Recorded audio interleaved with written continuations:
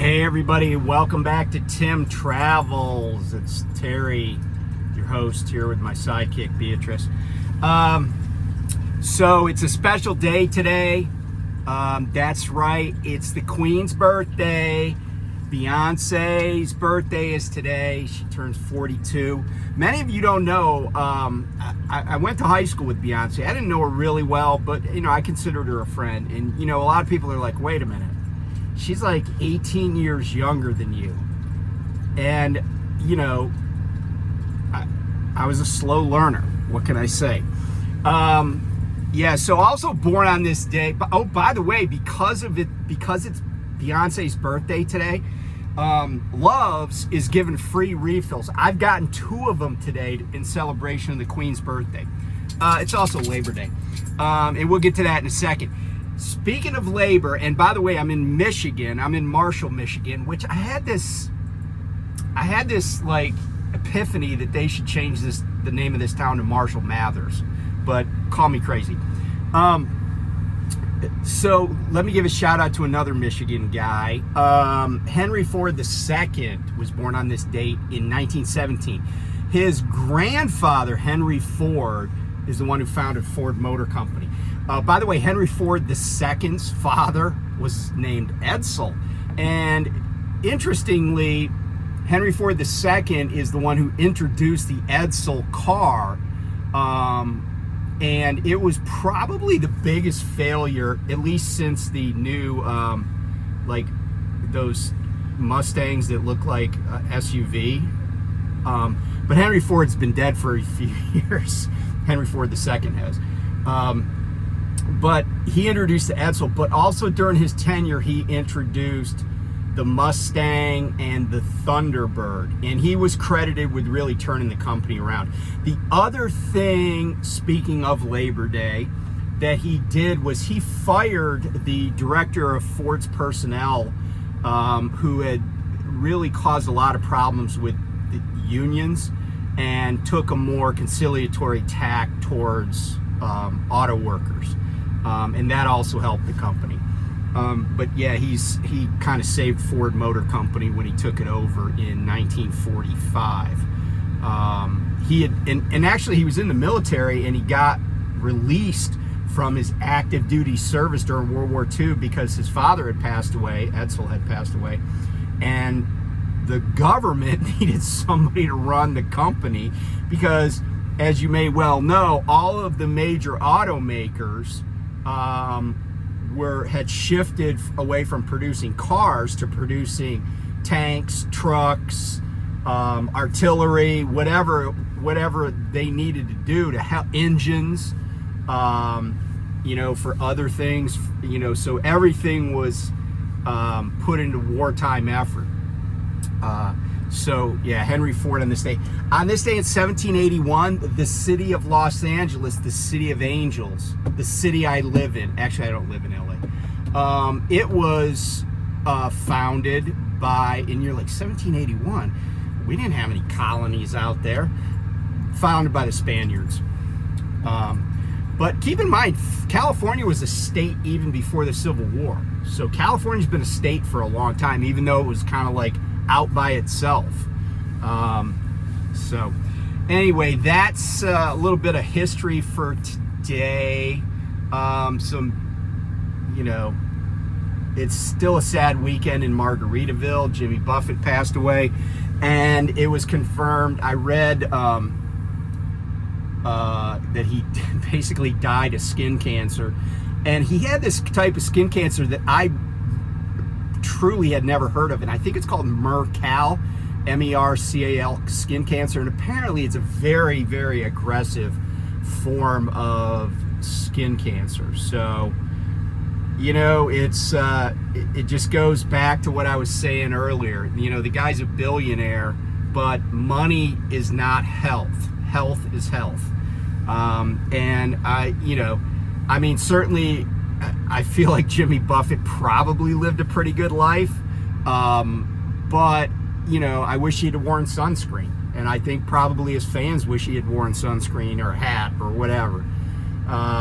It's little things that make a big difference in the long run. So, and I'm not bad mouthing the guy. I'm just saying you got to take care of it because it's the only body you're going to get. So anyway, I wanted to talk about a couple of things that are kind of trucking related. I'm in the hole, which is not that surprising because I was home for several days. And it was funny, I was talking to Lyle, No Hippie Trucking and Transportation. I haven't talked to him much lately, but I was talking to him the other day. And I said, being in the hole is what you got to do is, I feel like, just say, okay, I'm working to get back to zero. Because if you're at zero, then while you didn't make any money, you're not in the hole for the following week. And I'm having a pretty good week. I've had several loads that'll be on this coming week's check. And keep in mind, I came out Wednesday, and tomorrow morning at 4:30, and I'm actually stopped here in Marshall I'm doing a 7-3 split because I got to deliver at 4:30 in the morning. But once I get unloaded, that'll be, since last Wednesday, 4 loads. And I think I think we're looking at right around $5,000 in gross revenue. Not as much as I'd hoped because I'm in the hole about $1,600 from last week. But like I've talked about in the past, I still got my per diem. I still got paid. Why? Because I'm on salary. And even when I have a week where I was $1,500 in the hole, the money still went into the checking account. And of course, I have other sources of income because, like on Friday, I think the Eagle crapped. So Uncle Sugar taking care of the Tim Travels household. But, just taking a steady strain, right? Like, don't panic. Just it'll get better. And the other thing that I feel like is maybe getting better is I'm getting load after load. I already have a pre-plan for tomorrow, and that's picking up here in Michigan around 1,500 and 1,530, something like that. It's a drop and hook, and that's going to Oklahoma. And that load pays over $2 a mile. Actually, well over $2 a mile. And so, that'll be a nice start to the following week. So I'm not gonna, and right now I know I don't have a good feeling, even though I think things are coming back. I think you got to look at, there's 2 factors to say, oh, things are back, right? The first thing is capacity. Right? So I'll use my left hand for capacity, right? Capacity means how many trucks are available to haul a given load, right? That's capacity in a nutshell. The other part of that thing that matters when we say things are coming back is volume, right? How many loads there are for those trucks. So here's the thing. I don't know that there's more volume right now.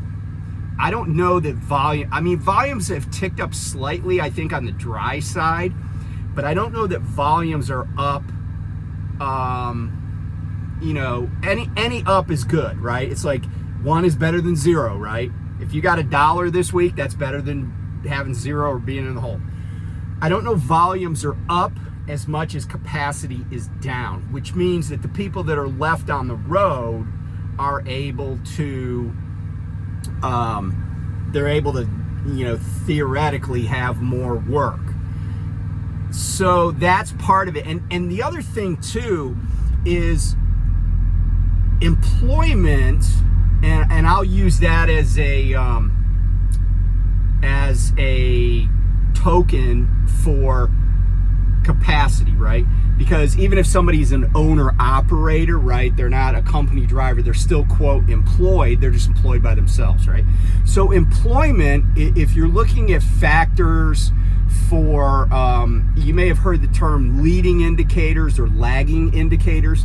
That refers to data points that can tell us the direction the economy's going, right? So an economist will look at, all these different indicators, but employment is typically, or it probably always, is a lagging indicator. In other words, we could already, and I'm not saying we are, but I'm just using this as an example.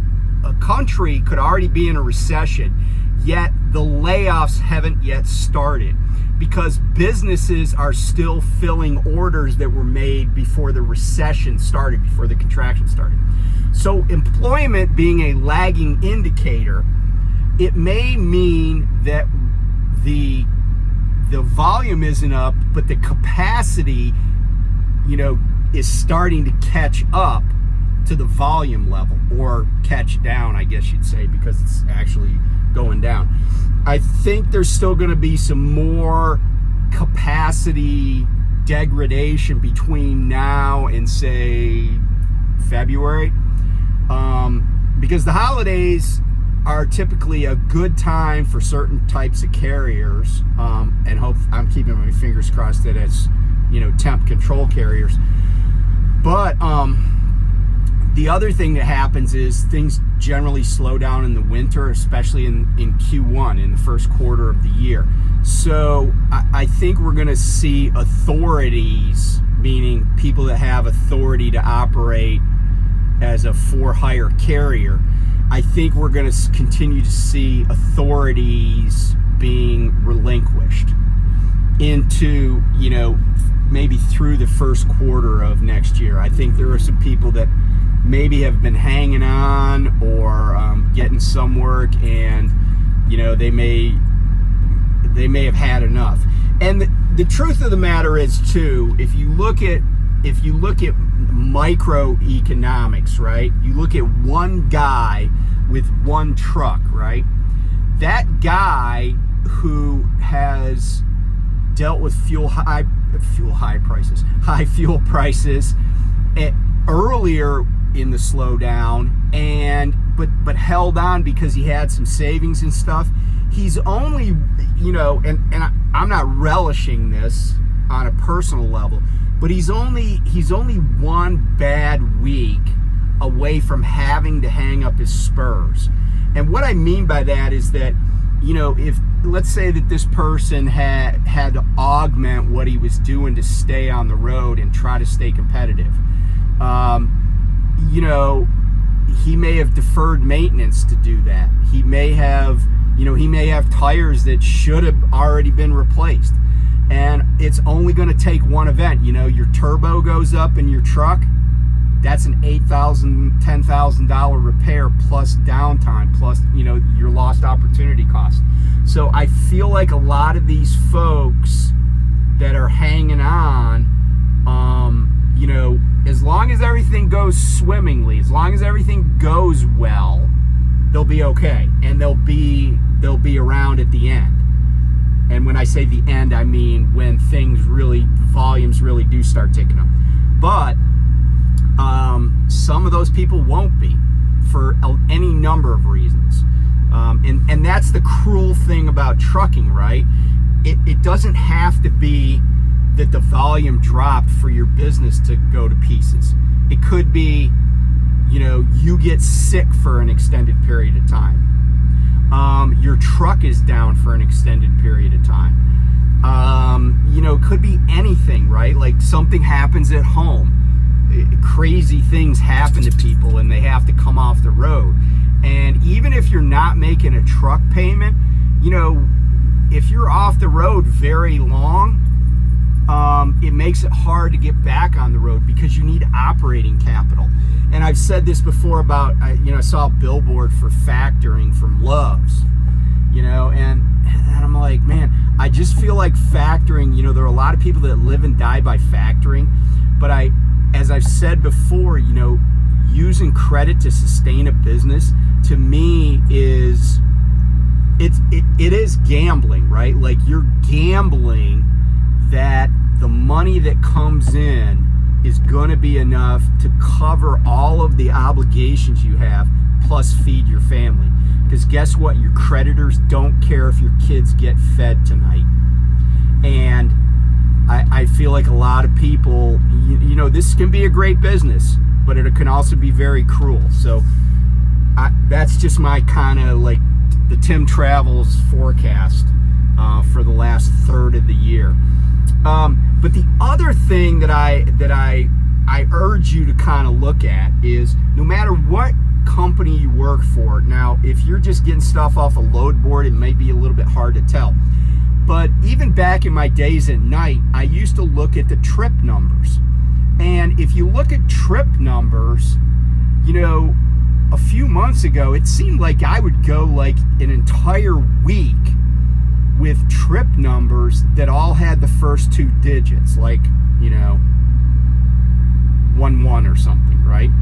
And lately, I've been getting more successive trip numbers where the gaps between the trip numbers are greater.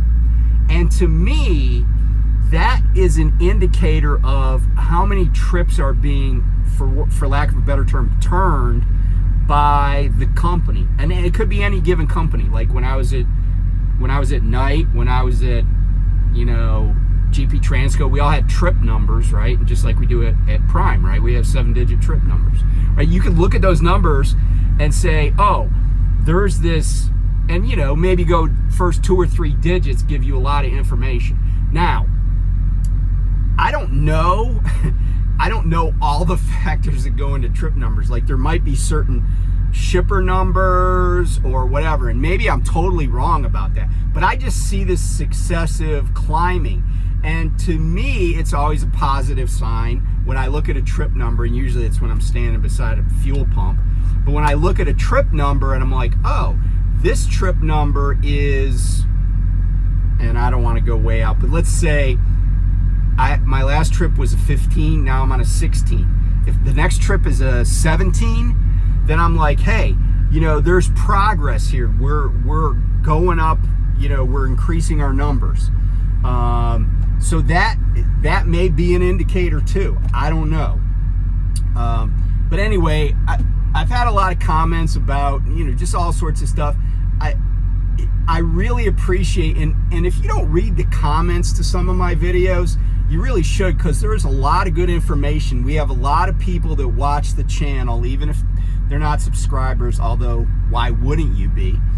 But they put out some good information, because a lot of times I don't know everything, and I don't pretend to know everything, and you know, there's a lot of experienced people out here, a lot of smart people out here, and they have all sorts of good information, and I really have learned, like when I couldn't like when I didn't know how to get to my batteries from the outside of the truck, and I was crawling under the truck when it was like 102 degrees in Nebraska because of that air tank release cable.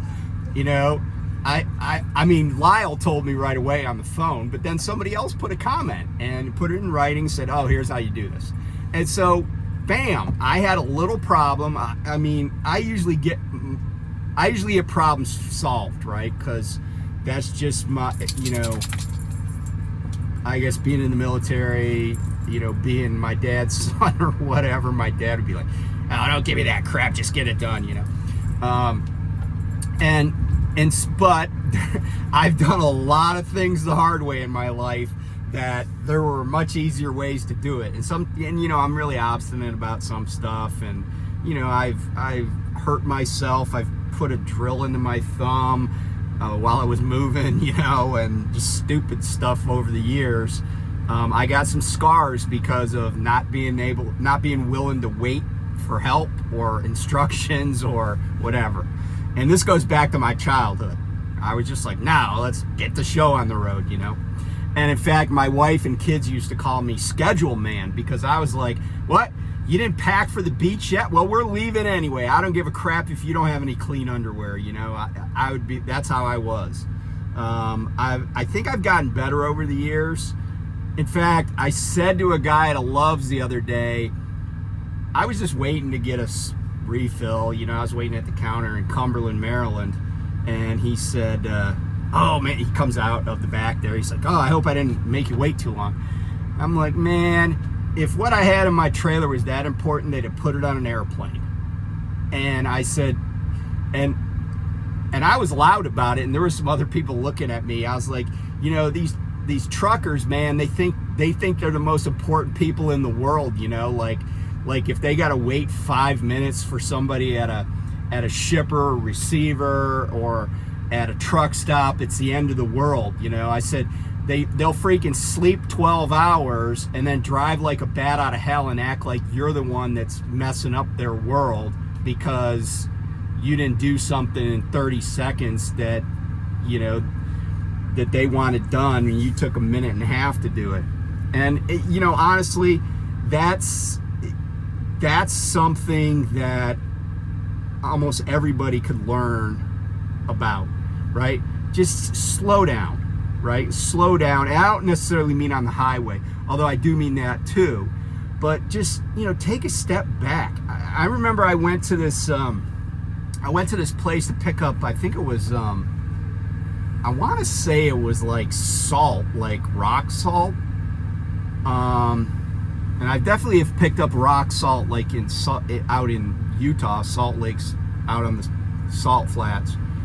But it maybe it was some other kind of chemical, but it was in bags or whatever. This was when I was doing drive-in, and I was here in Ohio or Michigan, one of these states.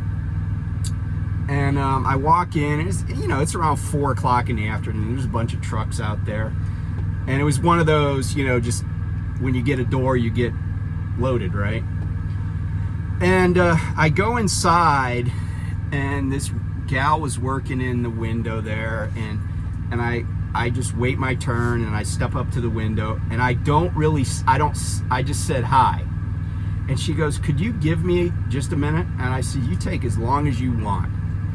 And she was so grateful that I said that she said, "You know, I really appreciate you saying that, because so many people," and I gave her kind of my speech. I'm like, I'm not carrying organs for, you know, live organ donors, right? Like this is not life or death. I've done jobs that were kind of life or death. You know, I was on the fire department for 6 years, and I was in the military, but this is not it. This is not it. I mean, I've already said you shouldn't service fail, but you don't have to like risk life and limb to avoid a service failure. You just got to do your job and you know, be a little bit careful. But I just share that with you. Why?